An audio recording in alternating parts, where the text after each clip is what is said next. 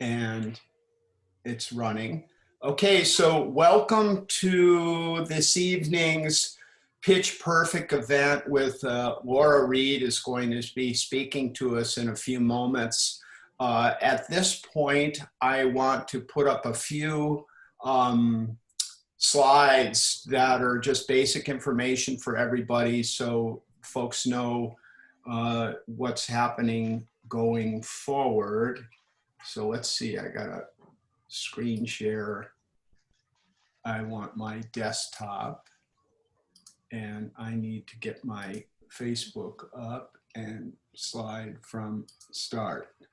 Okay, so first of all, this is the HIplan 2020 competition, and all of the top 15 folks who made it into the top 15 from round one have been invited to round two, and you should have received an email from Jason announcing that. And here's the list of those teams which were sent around. So if anybody has any problems with that list, let me know. But that's the list, and hopefully all those folks are here this evening. And we've put that on. This is the program that we will go through for round two. It's Saturday, October 3rd at 9 o'clock. We'll start bright and early, and there will be a Zoom link that you will need to sign in and register, and that will be emailed to you folks.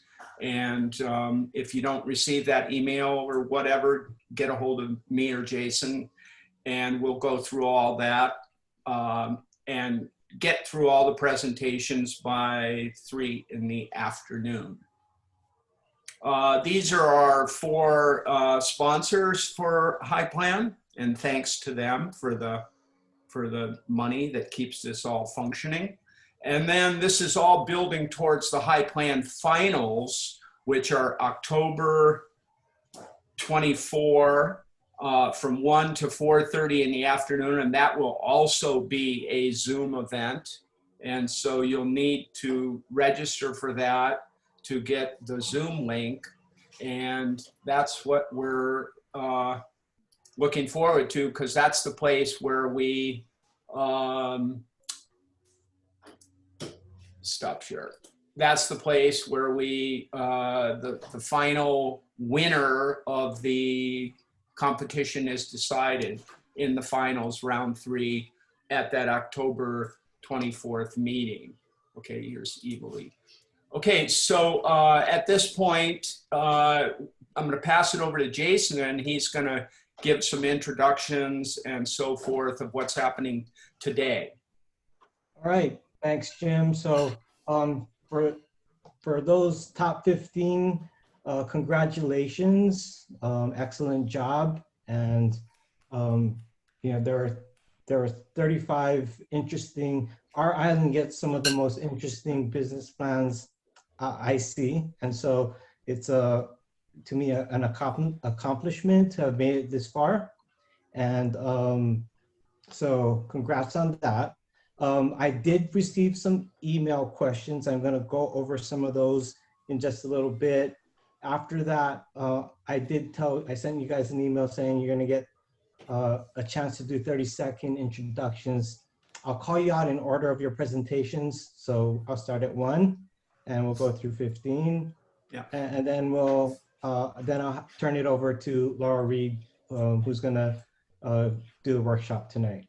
So if you do have any other questions, please email me, and I'll try and do my best to send everybody the answers and the questions and the answers to those. So just so you guys know how this process is going to work, and then maybe an additional question I have for you is, if you guys haven't done screen share on Zoom before, let me know, and maybe we should set a time to do a practice so that you guys feel comfortable doing it. So send me an email if you'd like to do that. But the way it's going to work is you're going to take control of the screen by, if you hover on the bottom of the screen, there's a icon that says screen share, and you're gonna do that. Don't do it right now because you're gonna take it, but then you're gonna launch your presentation, and then you'll have 7 minutes to do that. After you finish, we're gonna do 5 minutes of Q&A with the judges. And then I'm gonna give them a few extra minutes after that to actually do the scoring. And we do ask them to provide me some feedback, and I will be copying that and compiling it for you and giving that feedback to all of you at a later time. So that was question number one. Will there be feedback? Yes, there will be. And then during that time where the judges are writing their feedback and scoring you, I'm gonna have the next person come, and we're gonna, before you do your presentation, each of you are gonna do a sound check, and then we're gonna make sure that your presentation is showing up so that we can see it, because Right. we have some experience from past events that it doesn't always work as smoothly as possible. So we want everything to be working. The next question I have is, will there be feedback from round one? The answer is no. We have so many entries that are highly qualified volunteer judges have to read all of these plans. And so we don't want to make it so hard on them. So we do not ask them for any written feedback for round one. But moving on, you will get that. The other question I have is, okay, so related to the Mead send out, is there a way we can send products to the judges by mail in advance of the competition? So I'm gonna have to talk about that with Jim, because you know, before, when we would be doing it in person, we would encourage product people to actually bring it and sample the judges. The way we would have to do this is you'd have to send it to us, and we'd have to send it to them. So let me get back to you on that. Jim and I will discuss it. Yeah. And we'll get back to you on that. Yeah. Not all of our judges are on island, so it might be a little difficult. The next question I have is, what is the exact timing for round two? So yeah, I think I kind of answered that. So you do your 7 minutes, and then there's like a 5-minute Q&A, and then I give them extra time to actually do their scoring. And then will the round two judges be receiving a copy of your business plan? If so, can it be updated? So yes, you can update your business plan, send it to me, email it to me, and then we'll upload it. The judges are not required to read your plans, but we do give them access to your plans. So if you want to make some changes, do so, email them to me, and we'll update them on the link to the judges. And then if you have any other questions, again, write it in the chat, email me. I'll compile them, answer them, and send them out to you guys. So now we're gonna do the 30-second introductions, and I will call out the company names. So starting with one, Kua Kanaka. Unmute, go ahead. All right, aloha mai kako. My name is Krisha Zane, and I am a project coordinator at Kua Kanaka. What our company does, it's a family-owned, it's about 5 years old. We're a social enterprise. Our main focus right now is to provide Hawaiian-focused education as well as consultation services to individuals, families, nonprofits, public organizations, as well as medium-sized business. We also have educational products that for schools and families. So, oh, sorry. Very nice to be here, and sorry about my cat. She just heard me talking, so just wants to jump in and all the fun, but I'm really excited to be here. Thank you for having me today. All right, thank you. Next up, NovaPath Bio. Hi, everybody. My name is Michael Weiss. I'm the co-founder and CEO of NovaPath Bio, and we're a company founded by athletes, well, ex-athletes, in my case, and most of us, and doctors. And our mission is to create natural products for the fitness, wellness, and joint support markets, and specifically joint support. And in that mission, we formulated and developed a revolutionary and unique formulation for joint pain and discomfort. It's called OrthoNova, and it's currently in production and has a patent pending. It's unlike any other joint formula on the market, and that's what we're trying to fund here. Wow. Cool, thanks, Michael. Next up, Aloha Elio Rescue. Hi, I'm Dalen Kyles. I'm the president and founder of Aloha Elio Rescue. We're a nonprofit group located mostly on the east side of Hawaii, the Big Island, but we do service the entire island and the other islands as well, and sometimes the mainland. We are a nonprofit rescue, as I said, and we take in owner surrenders and we take in stray animals, relieving the burden from our animal control services, which is having a hard time right now. And we're also looking to be a self-sufficient run rescue organization. So we're not taxing our local people. We're giving them a product that they can enjoy while it benefits the animals in our community as well. Awesome, thank you. Next up, Mini Magic Therapy Horses. Aloha, I'm Sylvia Fitch McConnell from Mini Magic Therapy Horses, and we are a business that does visitations and connect with people in need and stress. I'm sorry, I'm nervous because I've never done this before. So we have small horses and they love people and they kind of feel our pain and give us a good feeling and share the love, a time that we kind of need that right now. Mm-hmm. All right, thank you. Great. Next up is Malka Meadery. All right, my name is Michael. And I'm Haley. We're Malcolm Meadery. We take local honey and turn it into local wine. And we're based out of Hilo, and we're looking to scale up from home scale to commercial scale. Cool, thank you. Ohana Goods. Aloha, my name is Brooklyn. I am the founder of Ohana Goods. We do product photography, marketing, storytelling, and then customization and shipping of local Hawaii products and gift boxes that are inspired by our beautiful island. And our goal is to support other small businesses, and I am so happy to be in this competition and really excited for the storytelling component today. Cool. Upcycle Hawaii. Maddie. Hey guys, for those of you who don't know me, hey, can you hear me? Am I there? Yeah. Okay, good. Sorry. For those of you that don't know me, I am Maddie May. I am the founder and owner of Upcycle Hawaii.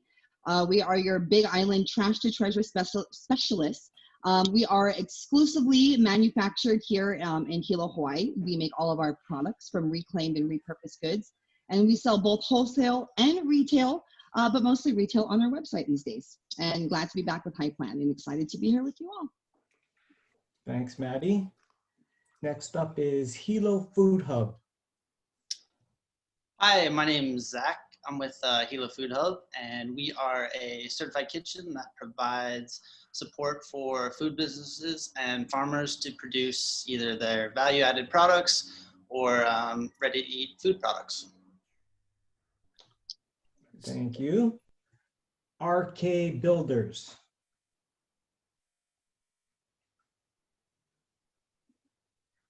Rick, do you need to unmute? How's it? Hello, you guys. There you Thank you very much for allowing us to be here. We're grateful for the opportunity. I'm Rick Kobayashi, and this is Jeremiah Augustine from RK Builders. We're doing a venture with Tiger Love Guitars. Yeah, so I'm Jeremiah. Hi, everybody. Aloha. Really great causes so far I've been hearing. And I'm a musician endorsed by four of the largest manufacturers in the world for music and instruments. And we built the first electric Albizia guitar, which we call the rubbish wood in Hawaii. So Wow. what we're trying to do is work with the relationships that I have with these companies and spread our guitars throughout the world and share the aloha of our rare exotic Hawaiian woods, and also offering mentorship programs here within the shop, and possibility after the class of the mentorship employ workers on the island here to help build musical instruments, guitar amplifiers, cabinets, and trying to bring music, want the world to see Hawaii for what it is. Beautiful. Paradise. Love. Thank you. Thank you. Thanks, guys. Next up, Big Island Box. Yeah, thank you. Aloha, my name is Anthony Florig. I'm the founder of Big Island Box. We are a subscription gift box company featuring only vendors and products from the Big Island. So similar to Ohana Goods, we got to talk. You know, the whole reason for Big Island Box is to support Big Island businesses. So my motto is customers get 6 to 10 small and sample-sized items each month, and then are directed directly to the vendor's website to buy more products retail. Awesome, thank you. Yeah, thanks for having me. Next up, T Hawaii and Company. Aloha, good evening, everyone. My name is Eva Lee. I'm co-owner of T Hawaii Company. We are an agribusiness, started in 2006, and we're headquartered in Volcano Village. Our business is in farming, processing, and marketing Hawaii-grown Camellia sinensis, white, green, oolong, and black teas. Over the years, we have focused on international distribution channels and then also local farmers markets. Our farm and facility, we've hosted educational workshops for tea horticulture and tours for the visitor industry.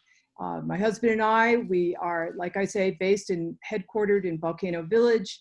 And so our farm here is in native forests. And so our motto is grow the tea, drink the tea, and do live that tea. Mahalo. Thanks, Eva. Next up is Island Harvest. Hello, everyone. My name is Andrew. I am part of Island Harvest, which is a organic macadamia nut and breadfruit farm in North Kohala. We've been operating on about 750 acres since 1991, since I was a little boy. And we're looking to start a commercial tree nursery where we're able to provide breadfruit and macadamia nut trees to different farmers as well as ourselves. Nice. Awesome, thanks, Andrew. Next up, Moea Hawaii Skincare. Aloha, everyone. I'm Noella. I'm representing Moea Skincare. I'm the co-founder, and we have beauty products that we say are rooted in botanical science and infused with island culture and traditions. I joined forces with my best friend, who is a master hula instructor or kumu hula, and also has family lineage in Native Hawaiian healing or la'au lapa'au. And we're really excited that we launched this venture earlier this year and excited to be a part of this competition. Nice. Awesome, thank you. And last but not least, the water machine. Hey, I'm David Trujillo with the Water Machine. I've created the world's first all-glass, gravity-fed countertop water purifier. It removes viruses, pathogens, bacteria, heavy metals, chlorine, and fluoride from your drinking water. The filters last 10 years.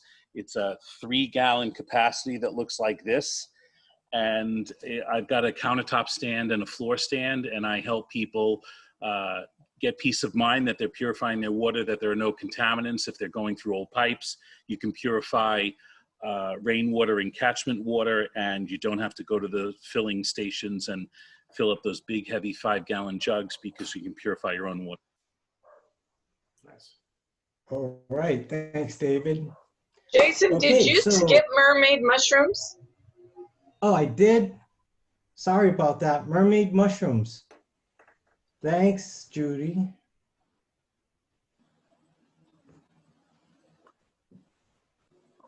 Mermaid mushrooms? Did they leave? Did I insult them and they left? Maybe. Let's see.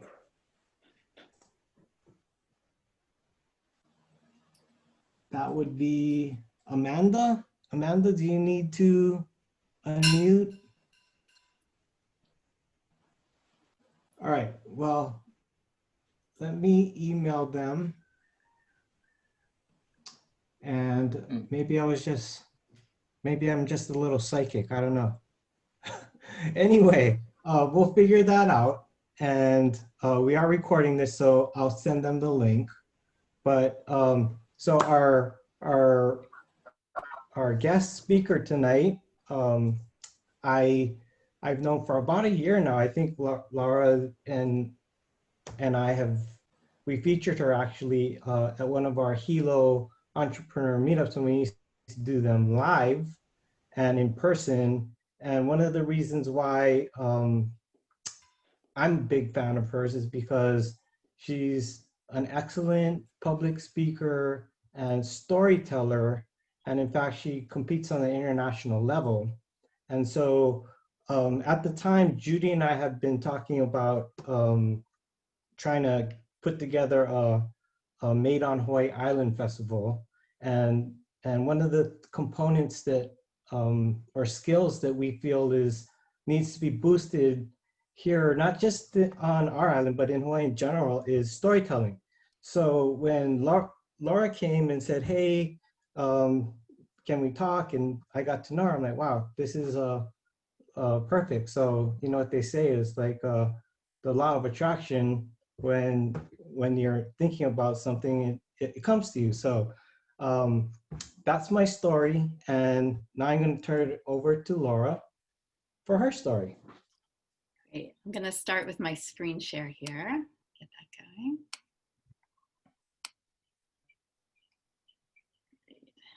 Can everybody see that all right? Yep.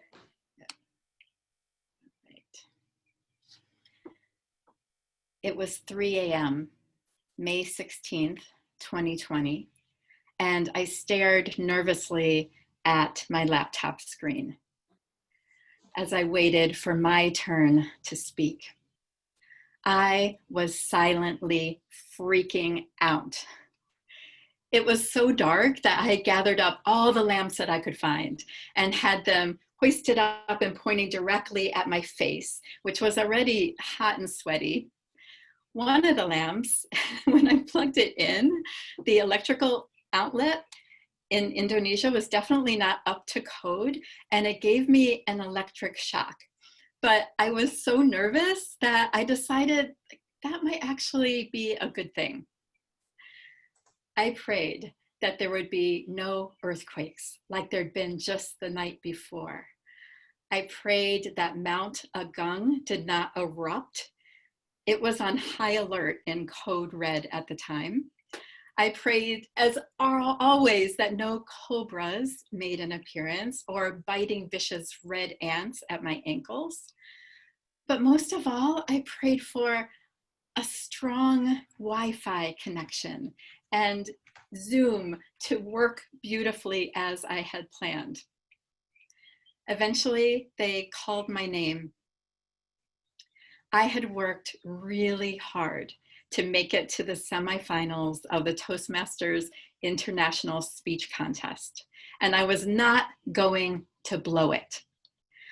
But having been stranded in Indonesia since early March, I felt like the odds had been stacked against me. When it was my turn, I unmuted myself and I began to speak. And what I immediately feared most was disappearing like into the virtual void. I felt like a crazy person standing there by myself in my room, speaking, telling my story to what seemed like no one. the hundreds of people actually watching seemed imaginary to me. It all went okay, and I ended up taking 3rd place in our state of Hawaii for that speech. And eventually I did make it back home to my family on July 4th. What I learned after having been quarantined overseas for 123 days is that our need for meaningful human connection is stronger than ever. Our need for powerful storytelling to boost each other's businesses and entrepreneurship is stronger than ever. And yet so many of the tools that we used to have, that I used to have been stripped away from us. How do we not only overcome these obstacles, not only not get lost or disappear in that virtual void, but instead use it to our advantage? This is a question that I have been asking myself since that 3 a.m. speech. And some of those answers are what I'd most love to share with you today.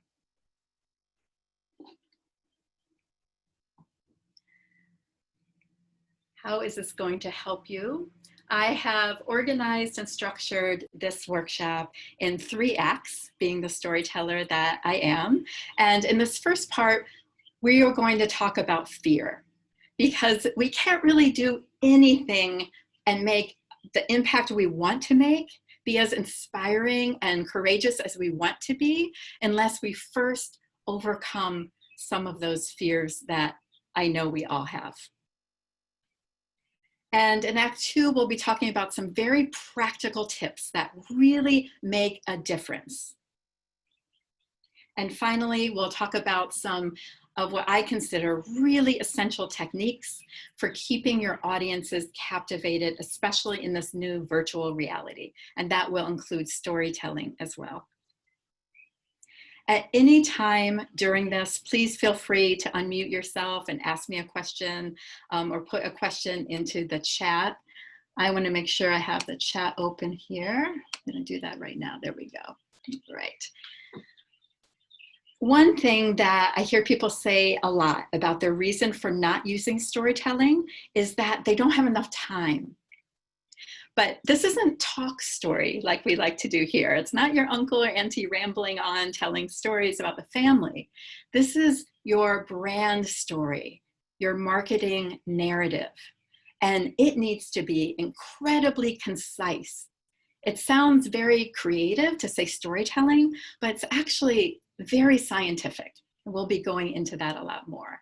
But first, I wanted you to know, oops, let's see, let me get this out of my way here. Chat's in my way. And I'm having some technical difficulties. My screen share is completely, there we go. It was frozen up for some reason. Is 7 minutes enough time to stand out? Well, there's lots of amazing things that happen in 7 minutes. And you actually have 420 seconds. A bumblebee flaps its wings 200 times per second. Humans can speak 920 words in just 7 minutes. So you have time. Let's get into fear. I'd like you all to think about the fears you might have about giving your upcoming 7-minute pitch. And write just in the chat one word of something that you're scared of. See if that's coming up here. So just make it out to everybody and you can write in the chat there. Okay, there we go. Forgetting, technical difficulties, I hear you.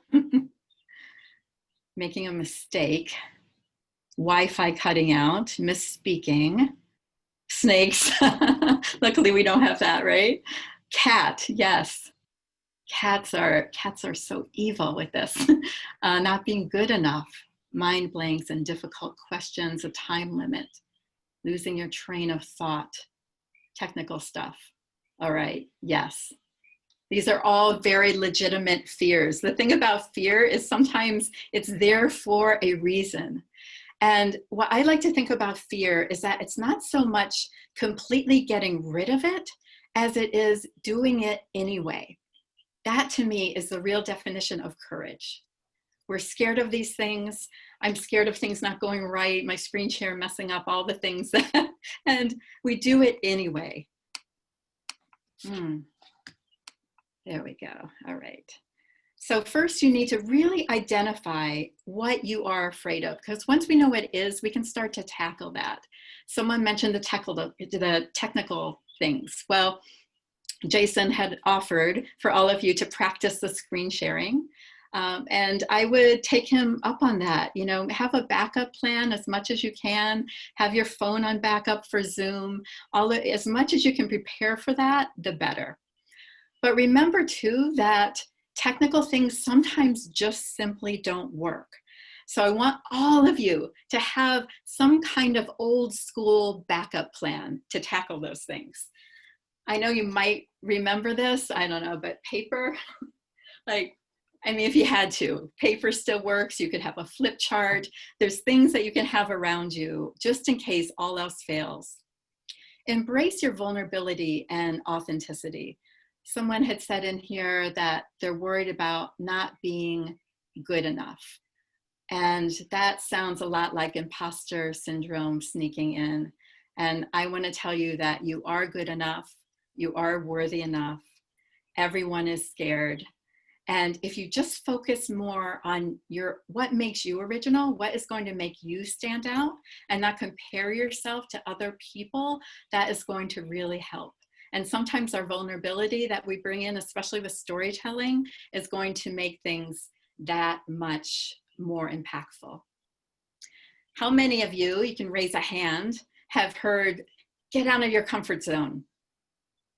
Yeah. I see it still every day, Instagram posts about it, all kind, you know, get out of your comfort zone all the time. And I've definitely done that a lot, but as a lifelong introvert, I really love my comfort zone. My comfort zone is so comfortable and it feels so good to be there. Write in the chat real fast, how do you feel when you're in your particular comfort zone? Just one word. How you feel. Calm and focused. I'm rocking it. Like you're on, secure. Yes, strong, fabulous, cozy, calm. Okay, let me ask you this. Why on earth would you want to get out of your comfort zone? Your comfort zone sounds like an amazing place to be.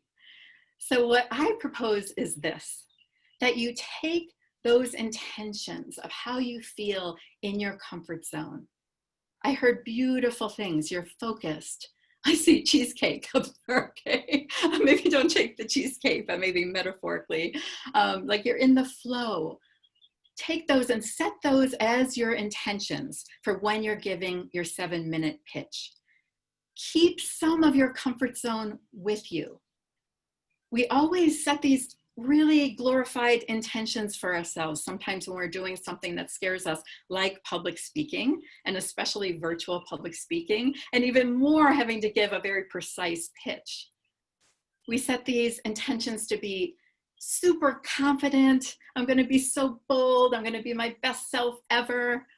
But, you know, sorry, Oprah, but we can't always live up to that. And that's very discouraging. And you're already confident. You already have everything you need, all the skills and the tools within you to harness. So give yourself a break a bit. Set an intention instead with this, to be peaceful, to be focused and calm, and show up for yourself that way. Do everything you can to make that possible. Be really well rested. I'm wearing my fuzzy slippers right now, you know, because that helps. And that's definitely a perk of our times. All right. being present is huge. And I know all of you have heard this. It's been around forever and it's for a reason. The more present that we are in the moment and not so worried about the product of the end of our presentation, just getting through it, instead slow it down. Really be there in that moment and enjoy it as much as you can. Set an intention to have fun too. I always have a little sticky note that says, have fun, so I can remind myself of that, because if you're not having a little bit of fun while you're presenting, no one else is having fun either. Focus not so much on the outcome, but on the process. The thing about being nervous is that the symptoms that we feel, how we're processing our nerves, is almost identical to the feelings of excitement. Think about when top athletes are interviewed and the interviewer always asks them before they're about to do some spectacular feat, are you nervous? Like, aren't you nervous? And they always say no, like, I'm excited, because they're doing something they're passionate about, that they're trained for and that they love. So when you hear your inner critic piping up saying like you should be nervous, or telling you you are nervous right now, remember that excitement is very similar and you can instead tell yourself to be excited. Also, taking the focus off of yourself helps a lot. You got this, you're gonna be present, you're gonna set those good intentions, but why? Why are you there? Think about your deepest why for your mission, for why you're doing these amazing things that you're doing. I'm already inspired just hearing your 30 seconds. So you are going to inspire others and inspire these judges and get more information out there about what you do that might change someone's life or give them a new perspective of looking at something. Definitely practice as much as you can, but please don't memorize everything. Because when we memorize every single word and get so attached to each word, if we forget that word, and someone mentioned, losing focus and forgetting, and I've learned this definitely the hard way. When we forget that one word, it completely can throw off everything, and we do lose our focus. So instead, I would recommend practicing your pitch for sure. But when you know it well enough, make a simple outline. Something that works really well is to have the first word of each section. Memorize just that word, the very start. Like for me today, it's 3 a.m. Like I knew if I remembered that, I would know what to say next. And if we do that, we allow ourselves a little bit of flexibility. I know it's just 7 minutes, but you can still allow yourself a little bit of that spontaneity and allow for a little bit more pauses and more dramatic speaking that's going to feel a lot more natural. Now we're going to get into some practical tips here. I want to keep us on time. Everything tells a story, everything. What story are you telling? As any good photographer or director knows, lighting is everything. Bad lighting can just ruin your ability to really connect with everybody behind the lens. So I really strongly encourage, first of all, to have any lighting that you have it pointing directly on you at your face. Try not to be backlit, right? Have a window behind you or you're going to be silhouetted. I've invested in a ring light because our house is very dark. So this was, I think, under $30 on Amazon. I'll show you the difference here. This is a basic ring light that is up on a tripod. There's me without the light. And it definitely makes pretty big impact to have the light on so people can actually still make eye contact with you and still see your face. So think about your lighting. Think about everything as a set, or like you're putting on a play, and what things do you really want in that set? Sound is also super important. So make sure you check that, and make sure too that things aren't being picked up by your sound. I learned the hard way. I had dangly earrings on once, and the microphone was picking up all of that clanking. So less is more. Keep it really simple, but make sure that your sound quality is really good. And remember that now that you're two-dimensional, your presence actually matters more than ever, because there's certain things that can really take away from people seeing you and listening to your words and your story and your pitch. One thing, this is a really simple thing, but if you wear glasses, remember that everything on your screen is likely going to be reflected into your glasses. So if you can at all get away with contacts or not wearing glasses, I would highly recommend that. I saw someone give a speech once, and you could just see everything they were reading, all their notes in their glasses, and it really took away from that. There's also some things that on our screen virtually don't transfer over really well. One would be stripes and patterns if you're wearing them. I don't know if you've noticed this, but if someone's wearing something with a lot of patterns or stripes, it kind of gets all crazy and blurred and can be really distracting. So a solid color is really good, but if you have a total white background, don't wear white or you're definitely going to disappear into that void. So do give it some thought. I know it's not the most important thing, but every little thing that you don't want distracting and taking away is really important. What story are you telling? Visual clutter. This is really huge because you want those judges to be really noticing you. So unless it's something that really ties into the pitch that you are giving, remember that you want them to focus on you, not any clutter behind you. So as much as you can, clear that away, really think about it.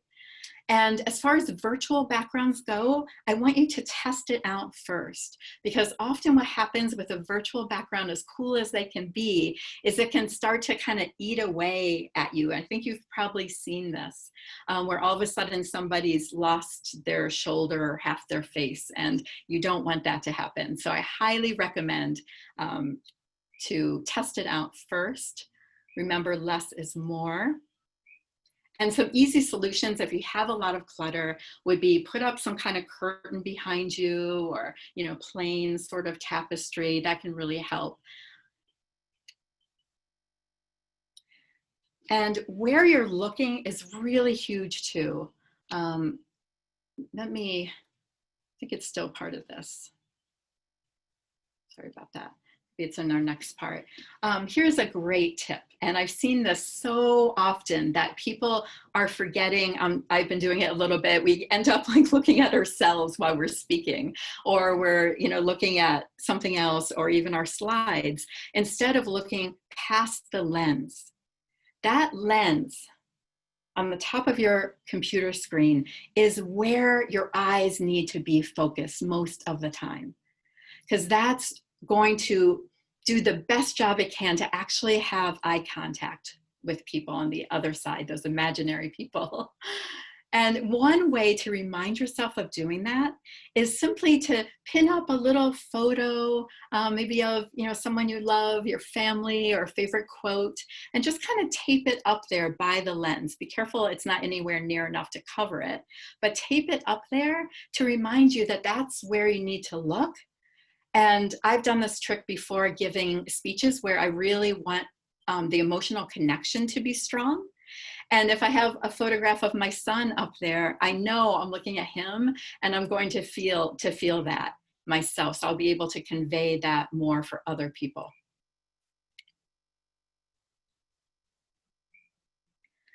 Let's talk about storytelling, why we tell stories.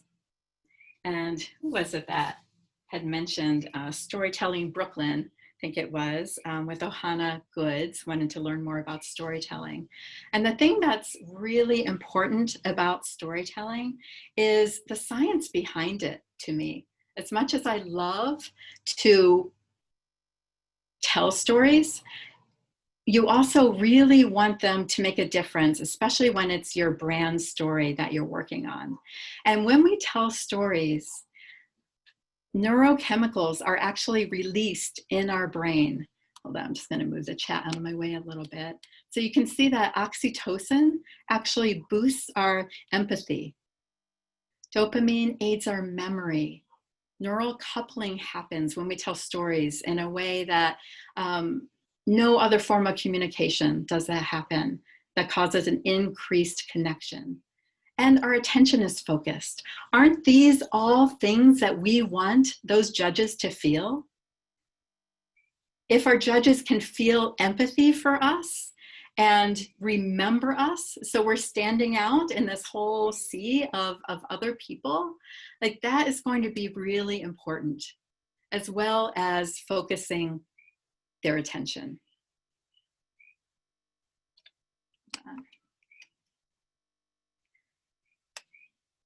To cover some virtual speaking techniques now as well. These are the things that I think you really have to have down to keep everyone captivated. I've mentioned the eye contact already.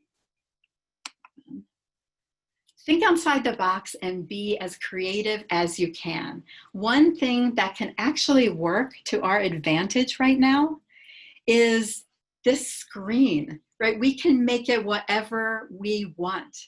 So I have seen people do some very creative things with it. But in order to do that, you definitely need to always be standing up. Anytime that your presentation is 5 minutes or more, you've got 7 minutes, you all should be standing. And hopefully you're already planning to do that. But it used to be that when we had a whole stage to work with, or at least, a little bit of a floor, we could move back and forth and make actual eye contact with people. And that was an excellent way to engage everybody, keep them really captivated. We don't have that anymore. And honestly, if you're moving back and forth too much, it can be really distracting. If you're moving too quickly doing that, it gets very blurred very quickly. So I want you to instead slow down your movements and your gestures. If we're moving our hands too quickly, it's going to get really blurred. But if you think about your hands moving more fluidly as if they're underwater, that translates over much better. And you do want to position your screen so that people can see your hands. So they're going to see those gestures that you're making. And one thing that you can do for dramatic effect that you weren't able to do before this virtual world is move in and out. So you don't want to do that too much or it's going to, again, get distracting. But at certain points you really want to emphasize, don't be shy to move up right to that lens to make your point. And that can be very dramatic.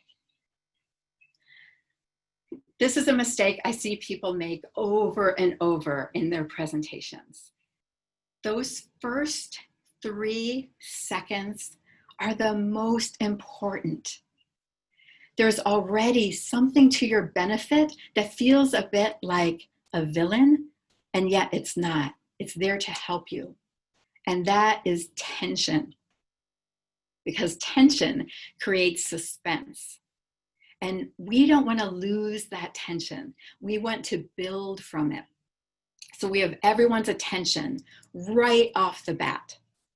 And what will burst that tension, which we don't want to do, imagine a balloon being blown up, right? We don't want that to burst by being super polite right off the bat, introducing ourselves, saying thank you to everyone. That's very expected. And as soon as you begin doing that, say, hey, thank you, everybody. I'm really happy to be here. It just diffuses that. So instead, I want you to stand there, give yourself maybe a second or two. Remember, you have 420 seconds. A second or two to pause, feel all of that suspense, let everyone else feel it too. And then launch into a dramatic opening statement that's going to capture everyone's attention. It's either going to be a statistic or a fact that they never would have thought, or you're going to launch into your powerful story. Something to capture everyone's attention. And then when you're finished with that, you can introduce yourself or say thank you at some point throughout your pitch, some point that makes sense. But don't lose that first 3 seconds. You want to make sure that your momentum, your clarity, and your story is really, really strong, especially in the beginning and the end. That middle part around maybe minute 3 or 4 is still important, but if you have that really strong beginning and that really strong ending, the middle part, things that might not have gone precisely right, can be forgiven and forgotten usually. Which brings me to another point. If something gets messed up or you mess up in some way in your mind, do not stop and say you're sorry or apologize or draw attention to it in any way. Most likely no one else even really noticed but you. And instead, I want you to simply keep going, keep that momentum going. And that's why, again, it's good to memorize just the beginning parts of each phase, each 3 acts of your 7 minutes, the beginning, middle, and end. So that way you easily know where to get to next. The problem, again, with memorizing the whole thing is that if we do kind of trip up a bit, it's really hard for us to remember where to go next with that exact word. It was hard enough when we were speaking live and we had a lot of, stimulation coming our way through, the sense in the room and the vibe and the energy to captivate everyone. That was already a hard thing to do. But now it's even harder captivating people in this way. One thing that you can do is use vocal variety to keep everyone listening to you. I grew up with a severe stutter, like extreme social anxiety.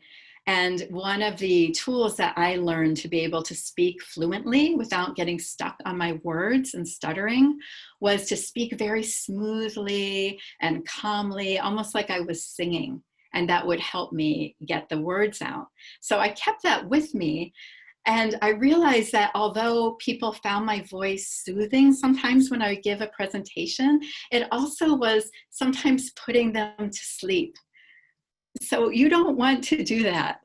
And especially in this virtual realm, you can be a little extra. Something that would seem like a little crazy for you to say louder, go ahead and do that. It goes over much better, like through the lens. So give yourself that vocal variety, meaning some things you're going to say softer, some are going to be louder. Give yourself that enthusiasm. A triad is a speaking technique that works really well for our memory, where we're putting 3 things together. Often we will have maybe 3 adjectives to describe a situation, and we might use those at the beginning, middle, and end. It is just a way that our brains work really well to remember things. I talked about our gestures, just remember to slow them down. Close strong. Also, consider a call to action.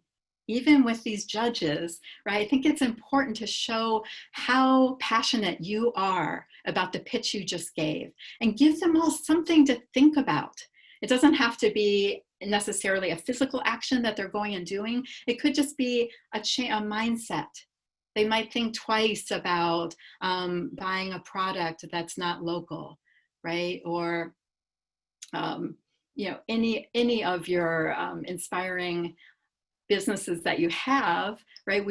They all have an action tied to them that you could share with someone, even just about your philosophy. So think about that, end with a really strong call to action.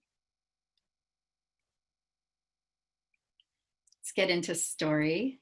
And I wanted to share this photo I have on the side here of the yellow bear.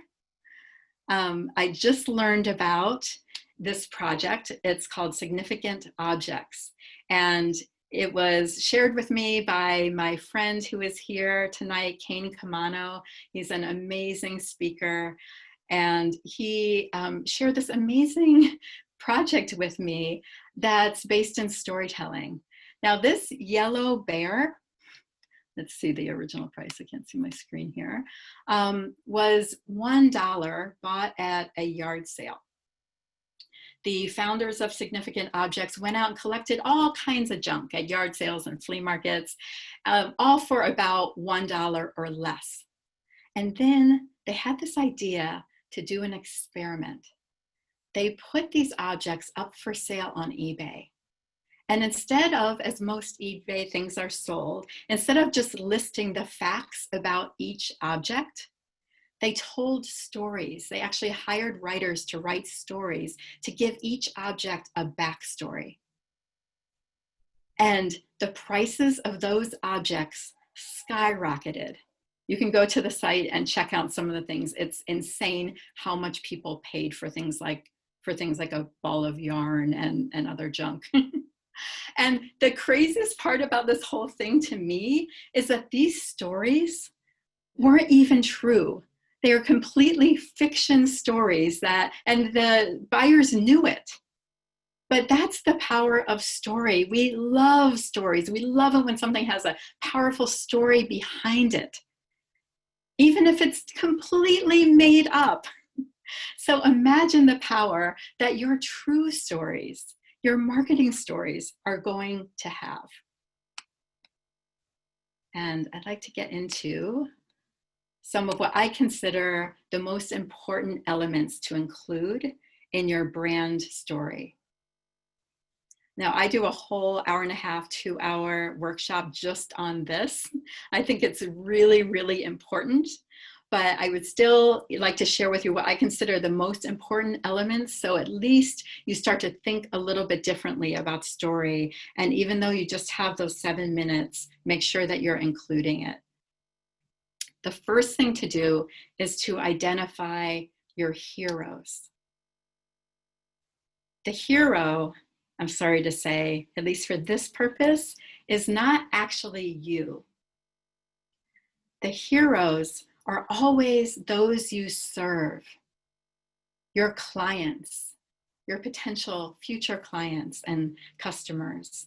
Those are your heroes. So I want you to be really clear and think about who they are and make sure you have them clearly identified. The stronger the villain, the stronger the story. Alfred Hitchcock said that, and it's so true. There's a reason why superhero movies are so popular, right? They always have really good, strong villains. Now, in your case, for telling your brand story, it's also really important that you have a strong villain and that you know who it is. The villain is always the problem that you are solving for others. For example, Magic Mini course, which, oh my gosh, like you had me at magic, but everything is amazing about what you do. The problem might be anxiety, depression, right? That is probably the villain. And the hero is, well, definitely the mini courses too, but also the people that are supporting that. Like those are your heroes and those are the stories that you want to tell. I work with a friend who owns a gym and her villain, she identified as apathy. People just not caring enough about their health, sometimes laziness, right? So sometimes your villain might be something that is not obvious right away. It's usually not a person, but it's really important that you identify it so that you can have that contrast between who you're helping and why you're helping them and what problem you are helping them overcome. Building up the stakes in your story is so important when you're telling your story. The more risk and stakes you have in there, the better. And that would be really highlighting that villain, You know, sharing some facts like this many people are depressed right now. Our anxiety is at an all-time high because of our current situation in this world. You know, really highlight all of those stakes. And even what would happen if you didn't have this thing? You know, you might be literally saving people's lives. The stakes are also everything that hero stands to lose without supporting you. Contrast when you're giving your pitch is really important. Contrast in your language, contrast within your story, right? There's a reason like light and darkness and love and hate and life and death, all these are very common themes in the best stories for a reason. And the more contrast that you have that really highlights that conflict of the opposites, the better and the more compelling your story is going to be. Relatability is finding that universal plot. It sounds to me like so many of you are might want to consider telling stories about like overcoming the monster, right? Slaying the dragon. You know, if the monster is depression or the monster is we're not recycling and it's plastic or it's the big box stores, then that is all very relatable. And the more relatable your story is, even if someone hasn't experienced it precisely in the same way, it's going to be more engaging.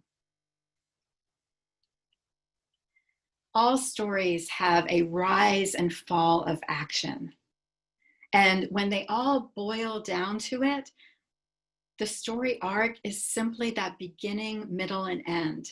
The beginning and then a rise of action and then the fall of that action. But so often that's left out.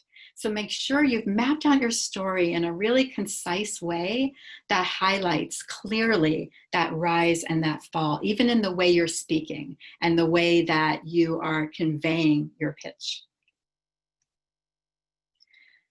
At the end, I would highly recommend that you end with that transformation, the result. Right? It's the end of the hero's journey that you're taking everyone through to highlight the clients that have worked with you or will work with you and that result that you're going to be giving them because of what you do and how you help in the world and this villain that you help them overcome. Don't leave that out. So thinking that you don't maybe have time for a story, this is a template that I think works really well and will get you unstuck from telling your story and really thinking it out. As Seth Godin said, people are no longer buying your goods and services, they're buying your story, right? And they're buying like that magic that is going to happen when you have that emotional engagement with who you're speaking to about it. So this template was created by a storyteller who worked for Pixar. And she started to notice that all the stories they were telling, Finding Nemo and all these stories, they all followed a very simple structure. And it was always the same, always. And if we adapt this same structure and fill in the blanks, I am amazed how powerful it can be. We can take this formula that's out there and use it to our advantage, even as a place to start from.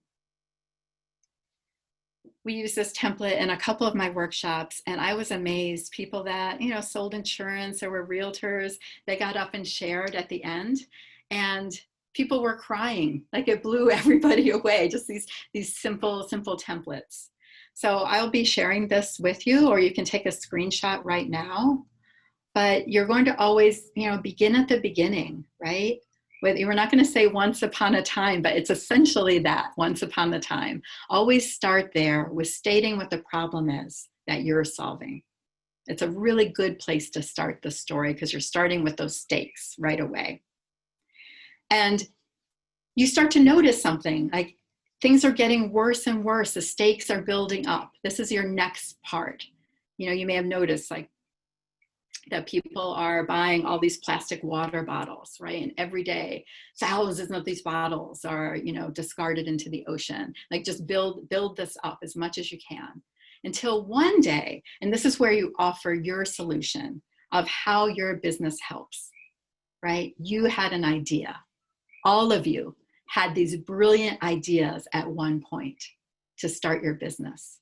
So think back to that and what you were noticing before you began and what sparked. Oftentimes there's a traumatic event in our lives that can just change and shifts our perspective, and we begin something new. We set out on that journey. And because of that, because of starting your business, then you're going to mention how things began to change or will change. And because of that, even more positive change is going to happen, until finally, at the end, you're bringing them back to the close and the transformation.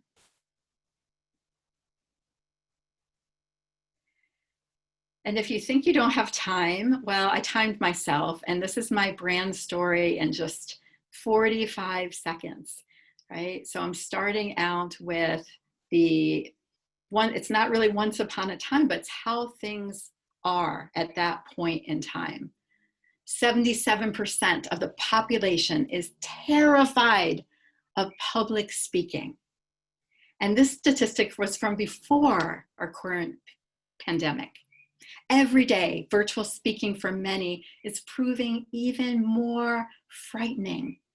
Anxiety is at an all-time high. Many feel isolated. The need for meaningful human connection has never been more important. One day I realized that the virtual speaking challenges we face are also powerful opportunities. Because of that, I am helping business owners, entrepreneurs, and leaders learn to be as engaging as possible when speaking in a virtual platform. Because of that, more people are breaking through their virtual speaking fears and gaining confidence. Now, despite the current challenges, more voices are being heard in ways that are captivating, memorable, and inspire action. So that was just 45 seconds, but you can see I included the stakes. I had a really clear beginning, middle, and end. And you can do this as well. I actually have some electronic PDFs that if you put your email and your name in the chat, I can send to you, and I'll also send you the storytelling template as well. So please do that if you'd like, and I promise not to spam you, and I will just share those things with you. I am hoping that all of you will go out and start to tell your powerful marketing stories as part of this.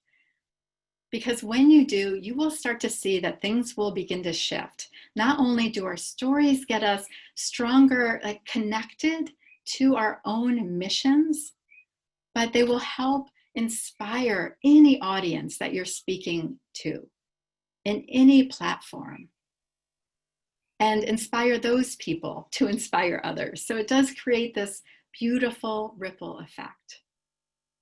And I can't wait to hear the great stories that are going to happen to all of you. I wanted to make sure, that I left time for questions. And I think we have just enough time we've got 20 minutes for questions. And yeah, that would be great. I'm just looking at the chat here. So who has a question? Just unmute yourself and you can go ahead and ask. Awesome, thanks, Laura. You're welcome. So, okay, Eva, do you have a question? You need to unmute. Can you hear me now? Yep. I can, yes. Yes, so Laura, thank you. I am just curious, I generally get your message and the templates and the formula and a lot of the points in how we might be able to reach people in a more in-depth and emotional area of acceptance is, but are you suggesting, recommending that whatever the story is to be, and I see it, in listening to you, I'm getting the understanding it's like writing a very like a 7-minute monologue.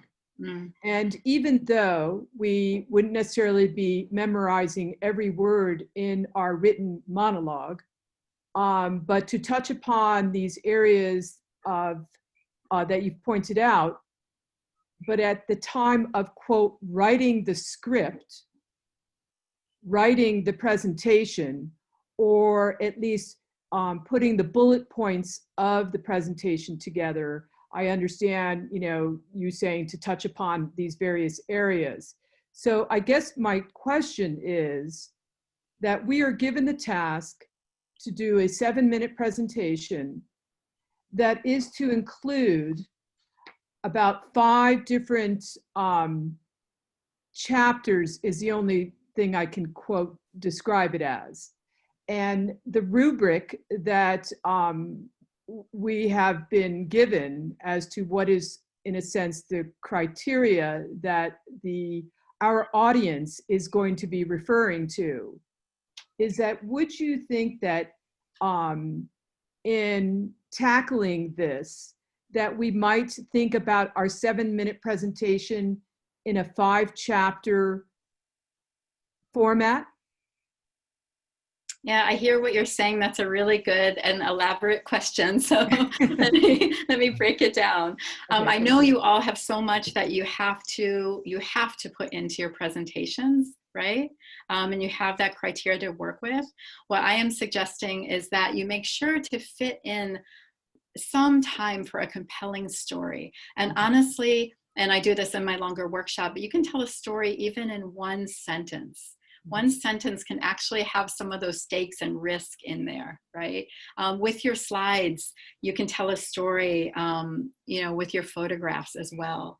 And if the overall, even the 5 chapters, has some of these elements of that contrast, you have that momentum, and you also have a structure that really creates some suspense in there for people to listen to, I think it's going to just make it more memorable.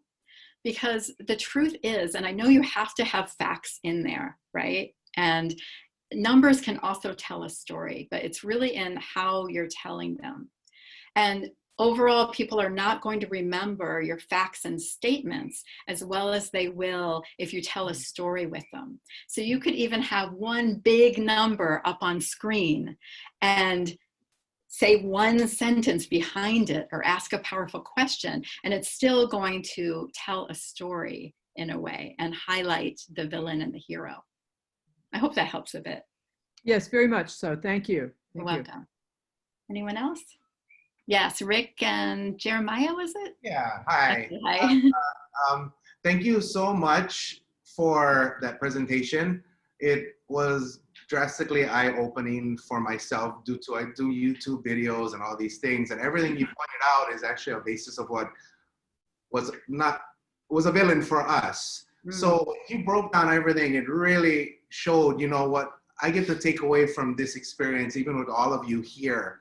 If we win or not, it doesn't matter, but that was priceless information for us to still further our success in our business with the help or not. So I got goosebumps just because it made sense, but that's how I never thought. I wasn't thinking in how you worded things down. So we were snapshotting some of your pictures on the screen so I can remember these things. And thank you. Thank you, because it was really helpful. Again, there's so many great things people are trying to move towards in their future process, but this was a takeaway for us, or myself personally, win or not. So thank you again. That was just awesome. Perfect. All right. Thank you. That means so much to me. You have no idea. I had to rush through this quite a bit. Normally, I would love there to be much more interaction and engagement with all of you. We had so many people show up that there wasn't really a lot of time for that. And I apologize if someone was in the chat. I just couldn't, I couldn't focus on the chat and everything else. But yeah, I really appreciate that so much. Thank you. Oh, very calm, very smooth. Okay, I know. Don't even act, but that was awesome. And you guys, Thanks. I appreciate that. Thank you. Thank you. Well, I think acknowledging that we all have the same challenge. All of you have the same challenge that you're facing. So there are ways we can support each other. Like, I know this is a competition, and yet the more we support each other and you share tips with each other, things that are working, the better that everyone can do. Like my friend Kane that's here, Kamano, he was in that speech contest, the story that I opened with, right? And he beat me. And I didn't know who he was. And I thought of him as like my villain in that story, right? And it turns out he's like way too nice to actually be a good villain. But he coaches people that he competes against. And now we're helping each other. And I asked him why. And he said, well, you know, when everyone shows up and does better at these contests, like then it boosts the whole thing, like the whole experience for all of us. So I'm encouraging all of you too to, you know, support each other. And please do reach out to me if you'd like, you know, any kind of help or have any kind of questions, because we all are in this together.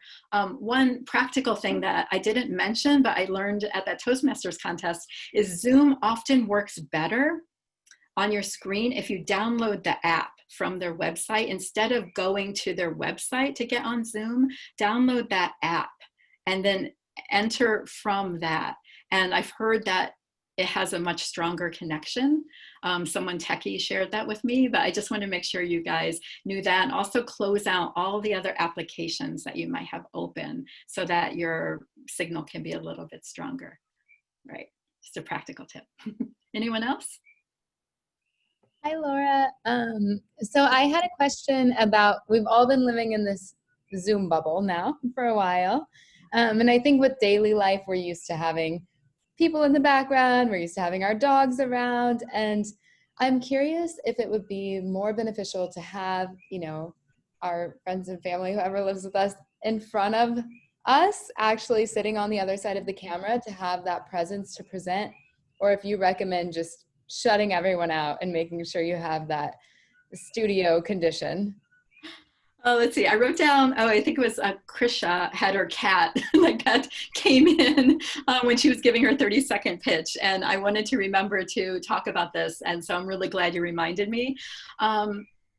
I think you have to do what works for you, but the more people that you're going to allow in, the more variables that are there too, in a way. So it depends on your people. I mean, full disclosure, I have a 15-year-old son downstairs. At any moment, this could have gone terribly bad because of his like crazy music he blasts through the house, if you forgot. But I like your idea. I would definitely recommend if you have pets, like, you know, lock up your pets for just that, you know, little bit of time, because cats want to ruin this for you. And they will. They're you know, conniving together right now to figure that out. I actually really like your idea of having a little bit of an audience, a family there. The thing that that I would consider though, that might not be good, is it might be harder for you to actually look at your lens because you'll be looking at them, and they might be kind of like around the corner a bit or over. And one thing I'm not sure if I mentioned, but you want to position your lens and your screen so that it's just slightly above your eyes where you're looking. Like my lens is just right above my eyes. You don't want like tons of space above you. That's going to really take away and make it, you know, just it's not as engaging to look at. And so you do want to consider all of those things too. You know, whether you're stacking up your computer on books or whatever you have to do, you want to lift it up and you want to stand far enough away so your sound is still good, but that people are going to see your hands. Yeah. Okay. Anyone else? Thanks. I hope that helped. I have a question. Yeah. Yeah. Is the positioning of ourselves in the screen? So when we are, the full screen share is basically our PowerPoint or whatever format our presentation is in, is what the quote audience will be seeing in its entirety is that full screen share. And then how do we know where we are positioned in the screen? The truth is, and I mean, Jason or Jim can correct me if I'm wrong, but I believe the truth is you don't, it's up to each individual person how they decide they're going to see you and your presentation, right? You can suggest to people, I believe, I'm not sure if you're going to be allowed to do this or not, but you could maybe say, could everyone please, hey, go to your speaker view and click that, or, you know, give them instructions. I mean, maybe in the future, this might be something to consider. I thought about doing that because it is hard, especially when you want to be dramatic, but you have your screen up there and then people don't even know where you are in a box, right? Yeah. But yeah, so you either want to give people instructions on that or just not have it. Sometimes when we see ourselves, we're going to tend to keep looking at ourselves, and that can be distracting as well. But do what works best for you in that way. I think you should keep it simple, as simple as possible. That's just my recommendation. Yes, but as it being a technical thing is to just where, you know, is that we have a choice as to whether we want everyone off and we're not viewing anybody. It just brings it to the bar where it just, you know, has reduced everything and so you don't see anybody. So there are just some choices there that I'm just not quite sure of. But Jason, I do have a question on audience quote attendance. Is that you mentioned in the past that everyone anyone can attend this presentation, or is that not the case? And also there was a question earlier about, are our judges for the 7-minute presentation the same judges that read our written proposal? No, the judges will be different judges in round 2, and there'll be different judges in round 3. None of them will be the same. And so these second round judges, will they have read our written proposal? They have access to, but they are not required to read them. So we are actually sharing our story for the first time in any way with this new. I would make that assumption, yeah. Yeah, that's okay. right. That's Thank you. Had no idea that was the case. Thank you. Yeah. Eva, let me comment on your question about the size of the image and everything. You know, this is all controllable on your computer and each person that's watching. So I recommend you use speaker view, and that's up in the upper right-hand corner of your screen. When you're in Zoom, you'll see a bunch of little squares, and you click on that and go to speaker view. That's the way I have it. So for me, so that the speaker is the focus. And then when they go to the screen share situation, there's actually 2 screens there. There's the screen share and the speaker. And there's a bar between the 2 of them, a marker, and you can slide it. And so, for example, while Laura was speaking, I had slid the bar over so that the screen from her screen share was one half of the image and her face was the other half of the image, equal size. So you can kind of really get a good look at the speaker. You know, it's not this reduced little thumbnail sketch. So Jim, if Yes. I may, well, for everyone, you mentioned speaker view. Yes. And you also mentioned shared screen. So Yes. if we happen to click on tonight while we're all here, speaker view, will that screw things up? No, that's a control that's on your computer for what you're seeing on your screen. Okay, everybody can do their own thing. You could either have gallery view, which shows everybody, you know, like a patchwork, or speaker view, which is the speaker is actually the person who is the focus of the shot. when it goes to screen share, which is like your PDF thing, then there's a bar between the image of the person and the PowerPoint presentation, and you can slide that so that the speaker image becomes larger and larger. So for example, like I said, when I was listening to Laura's talk, I slid that bar over so that her PowerPoint image was on one half and her face was, you know, on the other half, and they were equal size. And so what those of us that do click on share screen, yes, then everyone will see that.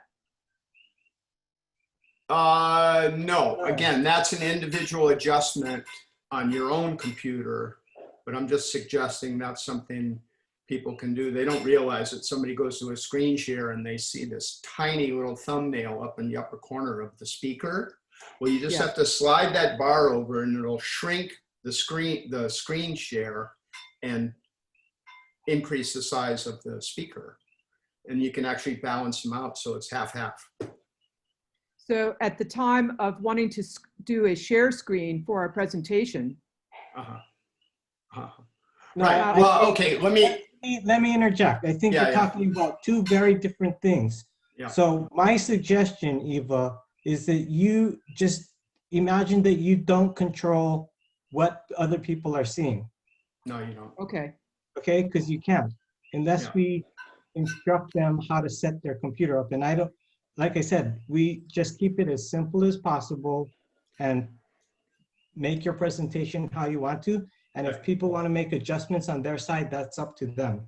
Right. There's plenty of things to worry about, like that are true worries. And I don't think it's worth worrying about things that are out of your control, because there's definitely things that are out of your control. So focus. No, I understand that.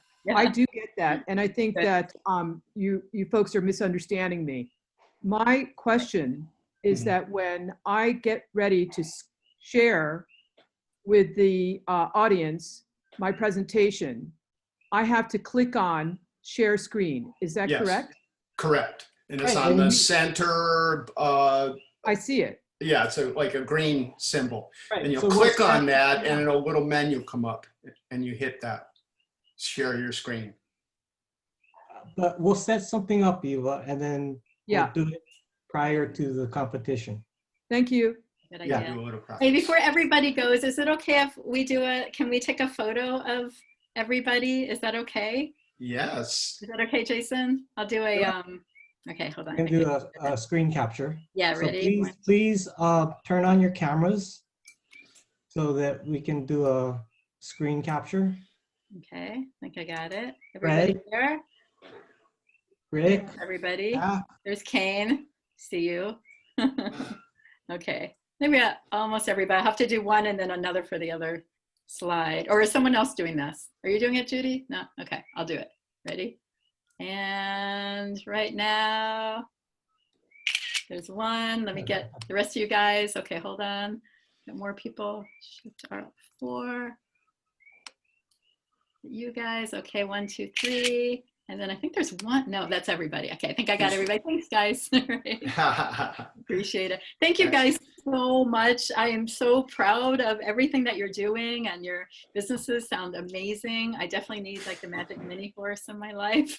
And wishing you tons of luck. But I really do believe like this is an amazing opportunity for you guys to make a really big impact at a time it's really needed for all of you. So thank you for being attentive and remember to smile too. I was going to say, don't take yourself too seriously, right? Make sure you smile. It's going to relax you a lot more. And you want to convey as much positivity as you can while you're presenting, right? Thank you guys. Does anybody have any other questions? I mean, in terms of how the program is going to be run? I have a question. Go ahead. Sure, go ahead. You know, Laura had said that she doesn't encourage memorization. And I know that it was in-person presentations in all the years prior. And so what do you feel is a best practice? Is it note cards, bringing up a sheet of paper to kind of keep you on track, or bullet points? Kind of what format do you see it? during the presentation? Do you see presenters using more like note cards or reading from a script, or what do you guys see? Okay, so when we were doing it in person, you could not read. And I suggest you do the same thing and present without notes. People will be able to tell, I think, unless you're really good. But yeah, so I agree with the non-memorizing and the outlining thing very much. However, in practice, I would write it out, but make sure that you're not trying to memorize word for word, because like Laura said, if you think you need this one impactful word and you forget what it is when you're presenting, you're gonna get stuck and you're gonna stop and freeze. So just know what each section, what you wanna say, and then say it. And the other good piece of advice is just to be authentic, because not everybody's going to be a great orator and storyteller like Laura, right? So my suggestion, don't try to be Laura, try to be the best you. You'll come across more authentic and it'll be better. I'm not saying don't try to be a good storyteller, because I encourage that. Just don't try to be something you're not. So I would write it out. I mean, for me personally, I always write it out because the physical writing it out encodes it into my brain. And then I practice it that way. And then I go to an outline and I don't use the written exact word for word. I use the outline, and then I don't use anything. That's just how I do it. I have a suggestion for that too. And yes, I always write everything out. There is definitely something that happens with the brain to the hand, right? And those synapses, and it's a good activity to do. I think my friend Kane actually speaks his whole speech out and records himself first and then writes it.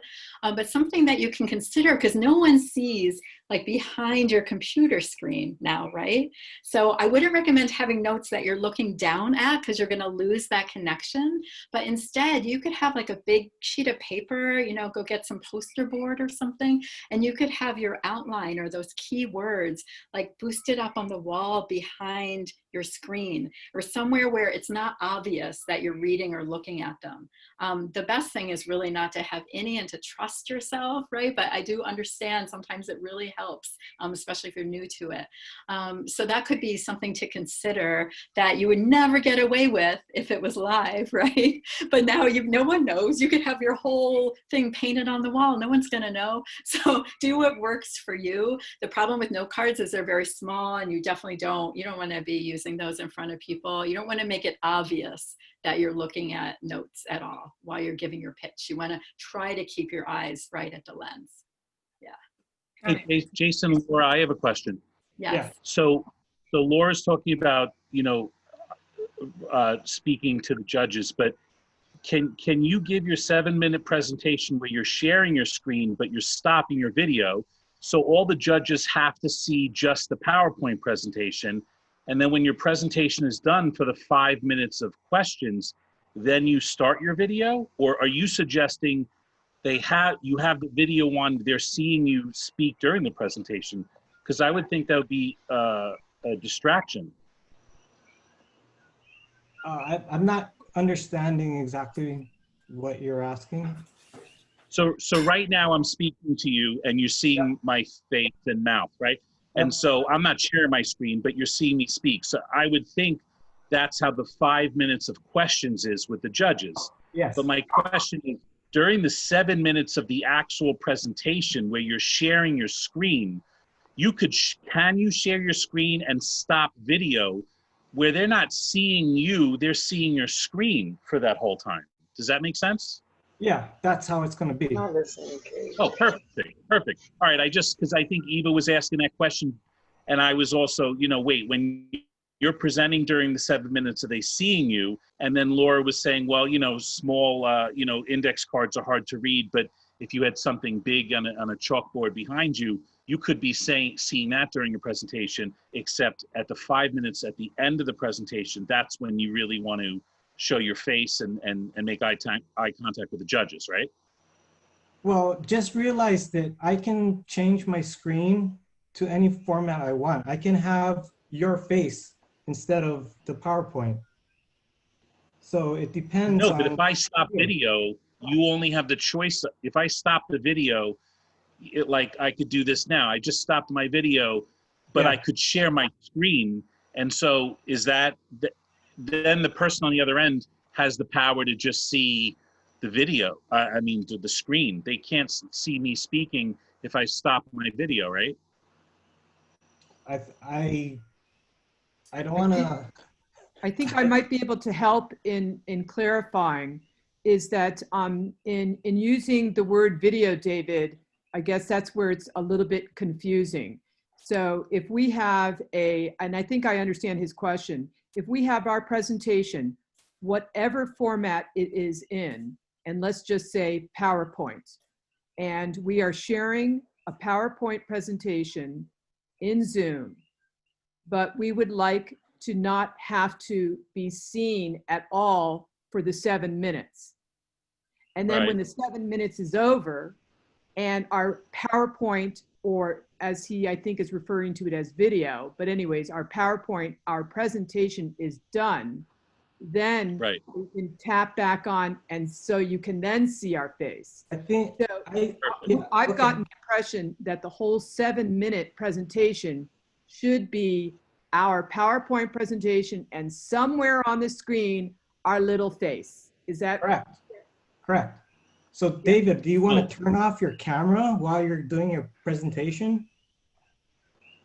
Yeah, they don't need to see they need to hear my words and look at their I screen. think you're doing and their yourself screen a is my disservice if you do that. But Yeah, that's a bad idea. I think. Don't do it. Don't do it, David. Yeah.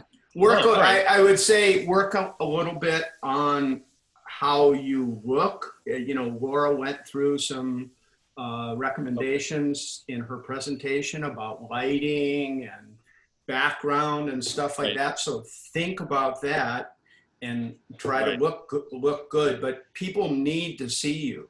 If you turn off your Zoom video, big mistake. You're going to lose. You're going to lose people. They don't want to just hear your audio. They want to see you. Are you confident? Are you smiling? You know, are you in distress? There you go. Smile. Good one, dude. Yeah. Okay. Yeah. Yeah, you need better lighting than this. Your image is very grainy. No, I know it's totally dark. I have one. I have to, watch more of the girls dancing on TikTok to get that round light that's on Amazon. So this is important, right? That the time of day that you're going to be presenting, and if you're using natural light, it's going to be different, right? So you might want to think about that. Take a look at your order and what time of day it is, and what kind of natural lighting is going to be in your room, and set it up and practice so that it looks good. Oh, I'm the last to present. Aren't there fireworks? So you're late afternoon, and that's what I'm saying is that your lighting is going to be different than the lighting at 9 a.m. So the format that we're using is not a webinar. No. It is right. So that's I think been a big question for some of us, is that we weren't quite clear. The second is, in an ultimate perfect world, it's almost like we're giving a TED talk, like where you see the speaker, you see the presenter, and in the perfect world, it's all behind them and they're clicking and giving you their presentation. This is the TED talk kind of intro style. Yes. Yes. Okay, thank you. Yes. Okay.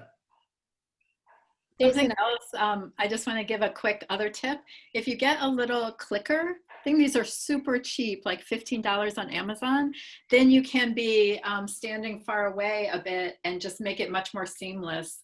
I had a couple glitches with mine for some reason, but then you're not constantly going back and forth and having to forward the slide. It can just make it seem a little smoother.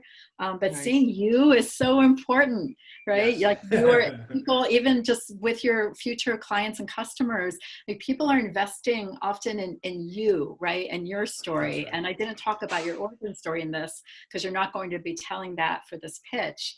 But in the future, it's good to really craft out your own origin story too about why you're doing what you do so that you can share that for people. So when people ask you what you do, like it's not just, oh, I do this thing, here's this fact, and the person's going to forget. You can give them some insight into how passionate you are.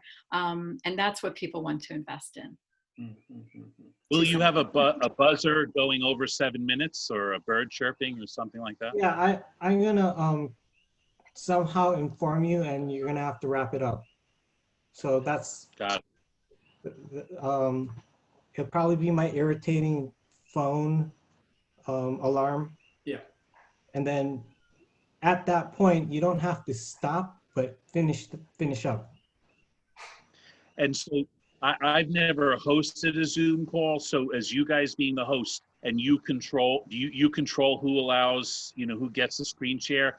And then once the person starts speaking, do you mute everyone else automatically so that they don't have to worry about that? Yes. Sweet.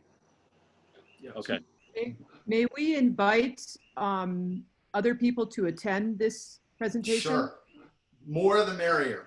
Yeah, so Is there a maximum? 100 people is our account. We can go to 100 people. So. And will this be recorded so that we can have access to our presentations? Yes, yes. This event is being recorded right now, and you'll get a link to it so you could, go over again what Laura's. I thought it was a great lecture, so you can go over it again and again, and all those hot tips and everything. Yeah, and then also the competition event. Round 2 and round 3 will be recorded. So, yeah. And then maybe we'll try and get Laura to do a entrepreneur meetup sometime in the future. Absolutely. And do Be happy something to. similar but a little different for just Absolutely. general things. Yeah, absolutely. I'd love to. Jason, I have 2 quick questions. Sure.